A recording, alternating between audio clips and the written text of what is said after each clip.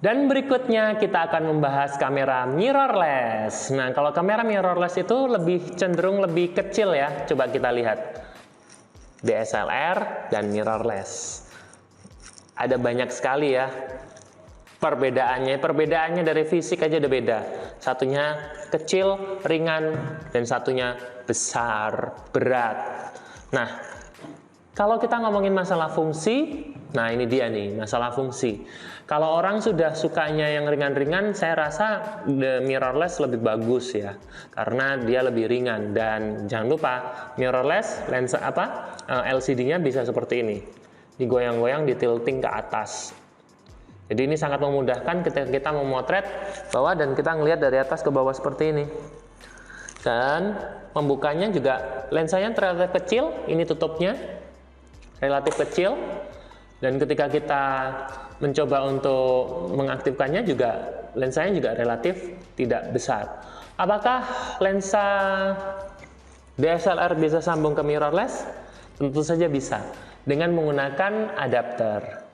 Nah, tapi untuk menggunakan adapter banyak fitur-fitur yang harusnya aktif di kamera mirrorless ini menjadi tidak aktif.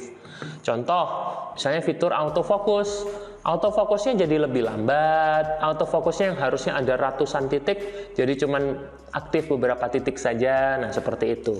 Mungkin nanti akan bertambahnya waktu, bertambahnya teknologi, akan ada adaptor yang memang membuat lensa DSLR yang ditancapkan ke mirrorless jadi berperforma normal. Mungkin kita akan tunggu karena teknisi atau engineer dari luar negeri, Jepang sana misalnya, sedang memikirkannya untuk dunia. Dan menggunakan kamera mirrorless juga bisa berganti-ganti, itu tadi yang saya bilang, berganti-ganti lensa dengan cara sama seperti SLR, dibuka, dipencet dan diputar. Misalnya seperti ini. Pencet dan diputar. Ingat membukanya jangan di outdoor, karena kalau di outdoor akan ada debu-debu yang bisa masuk ke dalam lensa atau ke dalam bodi. Ketika udah dipasang sampai bunyi klek, kalau udah bunyi klek, udah berarti dia udah masang.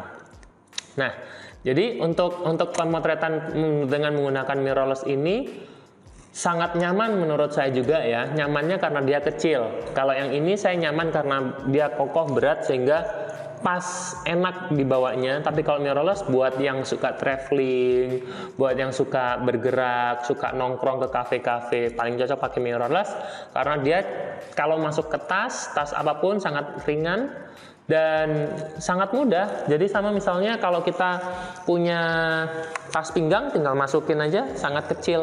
Bagaimana dengan mirrorless? Agak berat, besar, dan susah untuk kita masukkan kecuali kita punya tas kamera sendiri. Apakah mirrorless bisa memotret produk? Sudah pasti bisa. Apakah mirrorless juga bisa dipasangin lensa makro? Sudah pasti. Setiap merek, semua merek kamera ya, dari merek A, B, C, D, semuanya memiliki lensa makro. Ya, kalau memotret produk di produk kamera SLR atau mirrorless, saya selalu menyarankan menggunakan lensa makro. Kenapa kok menggunakan lensa makro? Dia memiliki efek detail yang sangat halus, sangat bagus. Sehingga detail-detail yang seharusnya kita ketahui terlihat jelas karena kita menggunakan lensa makro.